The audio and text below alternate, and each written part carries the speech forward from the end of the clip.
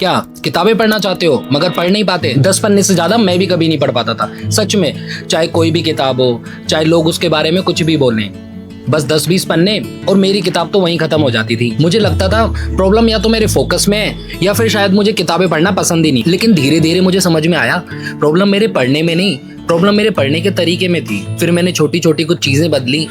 अब मैं कोई प्रो रीडर तो नहीं बन गया हूँ, मगर हाँ इतना कह सकता हूँ कि जो किताब उठाता हूँ उसे खत्म करे बिना तो नहीं छोड़ता हूँ। और मेरी इन छोटी छोटी चीजों से मैंने कुछ 5 टिप्स निकाली हैं जो हो सकता है शायद आपको भी आपकी पढ़ने की जर्नी में हेल्प कर सकें। पहली टिप, मैंने फिर से जब पढ़ना स्टार्ट किया तो मैंने शॉर्ट स्टोरीज से स्टार्ट किया, क्योंकि हम लोग इतना शॉर्ट फॉर्म कंटेंट कंज्यूम कर चुके हैं कि अब हमारे लिए फोकस करना बहुत मुश्किल हो चुका है। शॉर्ट स्टोरीज बहुत जल्दी खत्म हो जाती हैं, जिससे उन्हें कंप्लीट करने का हमारे माइंड को जो सेटिस्फेक्शन होता है वो बहुत जल्दी मिल जाता है, और इसी के साथ साथ हमारी हैबिट बिल्ड होने लगती है रीडिंग की। दूसरी टिप, मैंने पेजेस गिनना छोड़ दिया। पहले मैं पढ़ने से पहले डिसाइड करता था कि आज इतने पेजेस पढ़ने हैं, और यही चीज मुझे थका देती थी। फिर मैंने एक छोटा सा पॉइंट चेंज किया।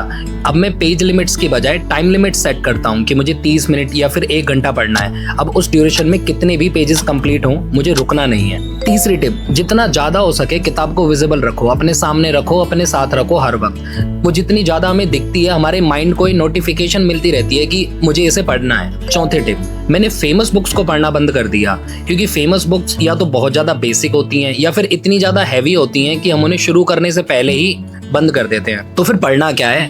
5वीं टिप, सबसे जरूरी कि पढ़ना है क्या। मैंने वही पढ़ा जो मुझे सच में पढ़ना था। मैंने कई किताबें खरीदी, 10-15 पेजेस पढ़े और उन्हें छोड़ दिया। लेकिन मेरी पहली किताब जो मैंने पूरी पढ़ी, जो कि सिर्फ 2 दिन में खत्म हो गई थी, वो थी ये तुम्हारी औकात कैब है पीयूष मिश्रा।